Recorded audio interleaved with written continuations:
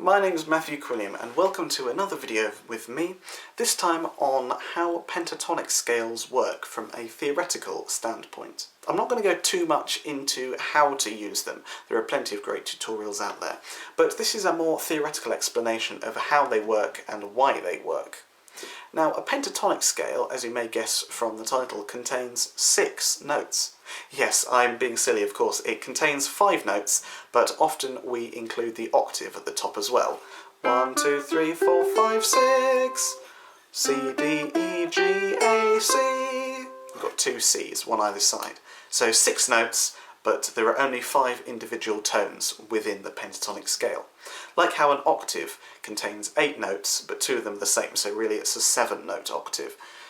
Maths. Now, a pentatonic scale was once described to me by an old teacher of mine as a scale in which you can play all the notes in any order and it will sound good. Pentatonic scales are particularly popular for soloing and things like that as well as creating ambient music that feels a little directionless. So if that's the case then, what is it about the pentatonic scale that makes it able to use it in any order and to make it sound okay? And therefore, does that mean that other scales you can't use the notes in any order you like? Will that sound bad? Well, the pentatonic scale, the major pentatonic scale, is a derivative of the C major scale, the full 7 or 8 note octave. With that scale, you have C, D, E, F, G, A, B, C, Do, Re, Mi. So, with those 7 notes, you actually do have some notes that feel like they want to go in one direction more than the other. And that's why we remove those notes to create the pentatonic scale. Within the major scale, we have 2 pairs of semitonal intervals. This is where the notes neighbour each other by 1 fret. E to F is a semitone, but F to G is a whole tone because there's a fret in the middle, if you like. But E to F is a semitone, and so is B to C. They're neighbouring frets. So those are our 2 semitones. Now, when you have a semitone in a scale, there's often a bit of tension because one of those notes in a pair will be dissonant to the main note of the scale. So when we're in C, C is the restful place, C is home. One of the notes in the pair of semitones will be dissonant to that sense of home. Let's take the first semitonal interval, E and F. Well, the note E is in the chord of C major. E is a major third, and we know that that is consonant, the opposite of dissonant, because it goes really well with a C chord, because that creates the sense of home. C and E together create a sense of home. Likewise, the F creates a bit of tension. The F is a 4th away from C. C, D, E, F, 1, 2, 3, 4. And that does create some dissonance. And therefore the F will want to go downwards towards the E. It's a bit how suspension chords work. If you don't know about suspensions, I do have a video on them linked in the description. But essentially, the F will always want to go to the E more than it will want to go to the G. The dissonant interval of a semitone will always want to go to the other note of the pair that is consonant. So the F will go to the E, and the other pair as well, B, C. Well, C, we know, is the home note, so it can't be dissonant with itself. B is actually what we call a leading note. It's the note just behind home, and it really wants to go back up to the C. If I was to play the scale and end it on the B, you're probably going, come on, take it to the C. And then when I do go to the C, it sounds complete. That's the leading note effect, where a semitone below the home note creates a real drive to go upwards to the home note, rather than downwards to A, which is the 6th note. There isn't quite the same amount of satisfaction as going as there is. So that's a leading note. With that in mind, we know therefore that when we have a semitonal pair, one of the two is going to be dissonant and will have a clear direction in which it wants to go. This is the complete opposite of what a pentatonic scale does. As I said, the pentatonic scale means that you can play any of the notes in any order. Well, if you were to play that F or B, you wouldn't be able to go in any order because the notes really want to go in a certain direction. The F wants to go down, the B wants to go up. So we remove those two notes from the pentatonic scale, and then we don't have any semitones in the scale at all. We have thirds and seconds, but no semitones.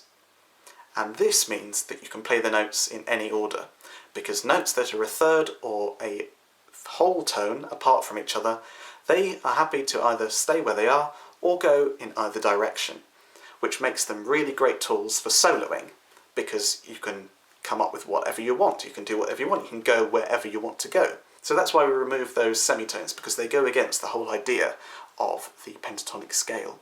The other reason we remove F and B, the fourth and seventh tones of a major scale to create the pentatonic scale, is that these two notes are a tritone apart from each other. What's a tritone? Well, a tritone has the nickname the devil's interval. It is considered to be the most dissonant interval that two notes can be. It's very hard to sing, and it doesn't really feel settled anywhere. If you know anything about diminished chords, you'll know that there's tritones in diminished chords, or diminished sevenths. And diminished chords are really unstable, really unsettling, and that's because of those tritones. So if we follow the philosophy that we can play the notes in any order and it will sound good, well, if we happened to go F to B, that wouldn't sound good, because we're playing the devil's interval, a tritone. It doesn't sound good. So we remove those notes, which means that you can be assured that you're not going to play any dissonant intervals. The only intervals you can play are consonant ones, like thirds, sixths, fifths and octaves, and the occasional second as well, but that's okay because they're not anywhere near as dissonant as the tritone. So far we've just been talking about the major pentatonic, but we also have a minor pentatonic scale as well. Groovy. Now this actually has the fourth note back in it, as well as the seventh.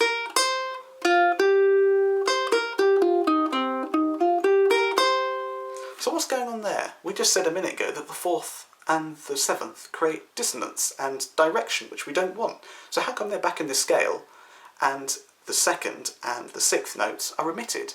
Well, when we go from major to minor, we flatten the third note. So, for example, when we have a C chord, the notes are C, E and G. But when we have a C minor, the E becomes an E flat. So you're just taking that E and taking it down a fret. The minor third, minor scale. And so therefore, the E that was once a semitonal neighbour from the F is now an E flat, and so there's actually a second there, and so that's fine. There's a whole tone. There's no desire for that F to go back to the E anymore, which means we can include the F. Likewise with the B flat, instead of a B, there's a whole tone there, rather than a half tone, or a semitone. And that means that staying on the B flat means you're a lot more comfortable going in either direction, rather than having to go up to the C with a normal B.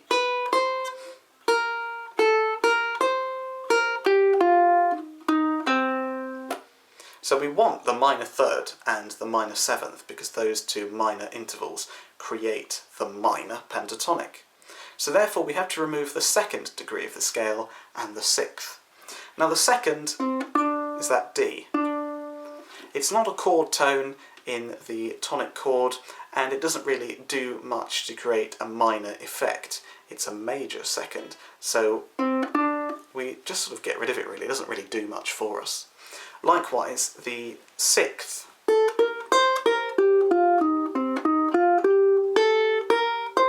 The A doesn't really flow into it as well. It is perfectly usable, A sixth is a consonant tone, because a sixth inverted becomes a third, and you can play something like a C minor sixth, like that. But the A doesn't really do much.